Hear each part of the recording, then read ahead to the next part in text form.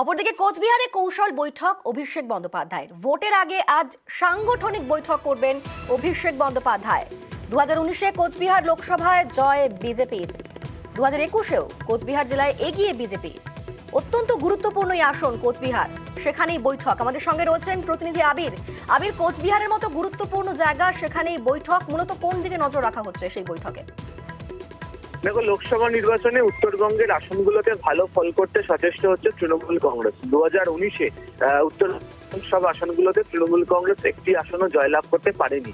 2021-এ একাধিক লোকসভা কেন্দ্রের মধ্যে থাকা বিধানসভাতে ভালো ফল করলেও উপরের যে আসনগুলো রয়েছে কোচবিহার, আলিপুরদুয়ার, এই জায়গাগুলি রয়েছে, সেখানে তাদের ফল সন্তোষজনক নয়।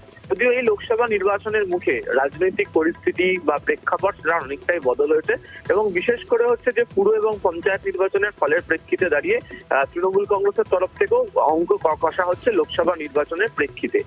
নিশীথ প্রামাণিক বনাম জগদীশ বসু নিয়ে কোচবিহারের লোকসভা নির্বাচনের ক্ষেত্রে অত্যন্ত গুরুত্বপূর্ণ এবং চমকপ্রদ রাজনৈতিক লড়াই অনেকেই বলছেন। এবং তুমি জানো যে নির্বাচন ঘোষণা হয়ে যাবার পর বিশেষ করে কোচবিহারের একাধিক প্রান্ত থেকে বারবার তৃণমূল বনাম বিজেপি যে রাজনৈতিক লড়াইয়ের খবর তাও বারবার ধরে সামনে এসছে। এই পরিস্থিতিতে দাঁড়িয়ে অভিষেক বন্দ্যোপাধ্যায় জেলার যারা দায়িত্বে রয়েছেন সাংগঠনিক পদাধিকারী, তাদেরকে সঙ্গে নিয়ে তিনি বৈঠক করতে চলেছেন। এবং চলতি সপ্তাহে মমতা বন্দ্যোপাধ্যায়েরও কোচবিহারে সভা করার কথা রয়েছে।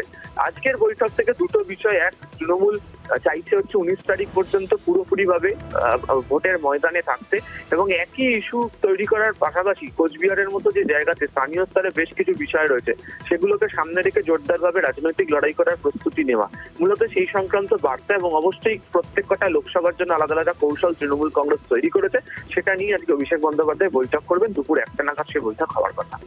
বেশ, ধন্যবাদ আবির।